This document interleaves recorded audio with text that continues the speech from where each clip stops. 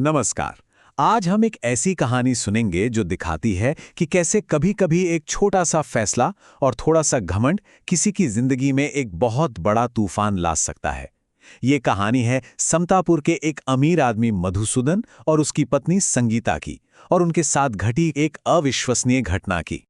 तो चलिए कहानी के उस हिस्से में चलते हैं जहां एक सीधी साधी सी यात्रा एक बहुत ही अजीब और रहस्यमयी पहेली बन जाती है। जरा सोचिए, कोई अपनी पत्नी के लिए पानी लेने जाए और जब लौटे तो देखे कि उसकी जगह कोई और ले चुका है। जैसे ही मधुसूदन पानी लेकर वापस पहुंचा, उसकी तो जैसे सांस ही रुक गई। उसने देखा कि उसकी पत्नी संगीता के पास हूबहू उसी की शक्ल का एक और आदमी बैठा हुआ है। और संगीता की हालत, वो तो बेचारी समझ ही नहीं पा रही थी कि हो क्या रहा है, क्योंकि वो दोनों में जरा सा भी फर्क नहीं कर पा रही थी। अब मधुसूदन का गुस्सा और हैरानी दोनों ही सातवें आसमान पर थे। उसने सीधा उस हमशक्ल से सवाल किया। उसके मन में बस एक ही बात घूम रही थी, आखिर ये सब क्या है? ये कौन है जो उसकी पहचान छीनने की कोशिश कर रहा है? और मजे की बात देखिए, वो हमशक्ल जरा भी नहीं घबराया। बड़े आराम से, पूरे आत्मविश्वास के साथ उसने जवाब दिया। उसके इस ठंडेपन ने मधुसूदन के गुस्से को और भी ज्यादा भड़का दिया और मामला और भी बिगड़ गया। तो सवाल ये उठता है कि आखिर ये सब हुआ कैसे? मतलब कोई किसी का हमशक्ल बनकर अचानक कैसे आ सकता है? इसके लिए ना हमें कहानी में थोड़ा पीछे चलना होगा, उस वक्त जब मधुसूदन ने एक बहुत जरूरी चेतावनी को नजरअंदाज कर दिया था। इस सारी गड़बड़ की जड़ पता है कहां थी? मधुसूदन के एक बहुत छोटे से फैसले में।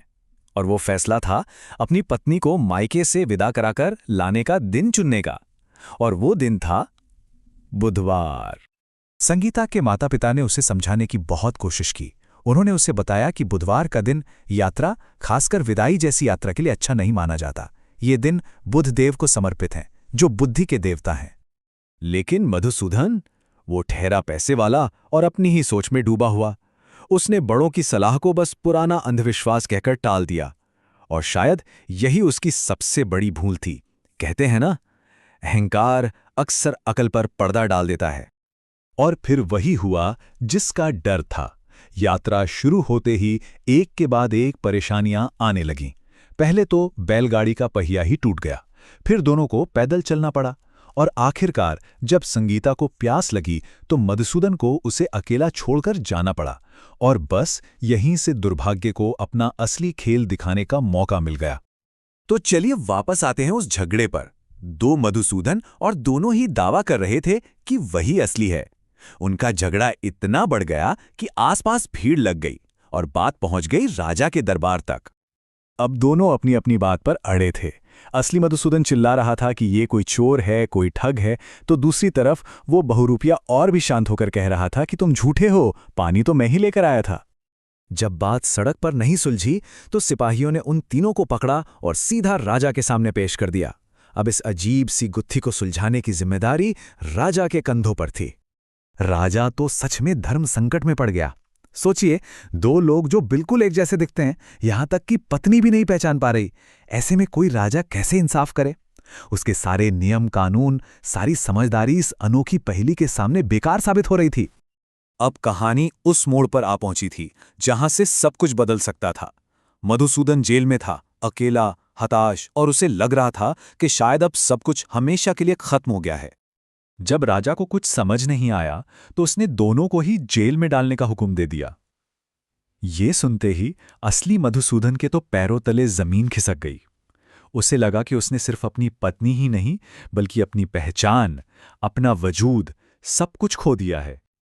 और ठीक उसी पल, जब वो पूरी तरह उम्मीद खो चुका था, उस अंधेरी कोठरी में एक आवाज गूंजी, एक आकाशवाणी। उस आवाज ने मधुसूदन को उसकी गलती याद दिलाई। उसे बताया कि ये कोई धोखा नहीं, बल्कि भगवान बुद्धदेव के गुस्से का नतीजा है। ये दिव्य संदेश सुनते ही मधुसूदन को सब कुछ साफ साफ दिखने लगा। उसका सारा घमंड, सारा अहंकार एक पल में टूट गया।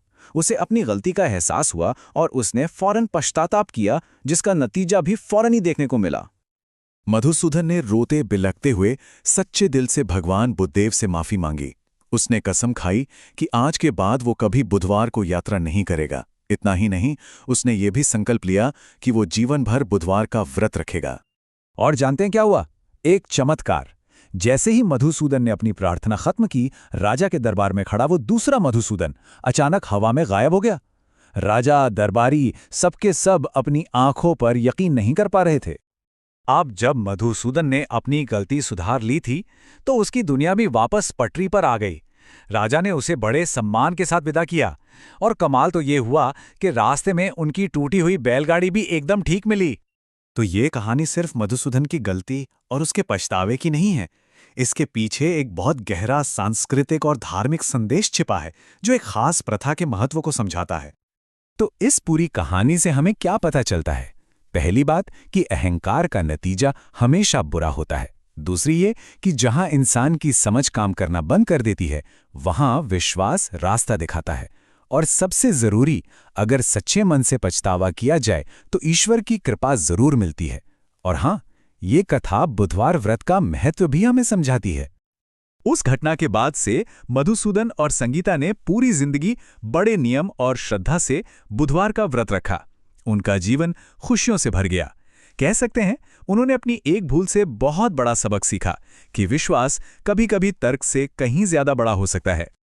तो आखिर में एक सवाल मन में आता है, क्या इस तरह की प्राचीन कहानियां सिर्फ पुराने किस्से कहानियां हैं, या फिर आज भी जाने अनजाने में ये हमारी सोच, हमारी परंपराओं और हमारे विश्वासों पर असर डाल रही हैं?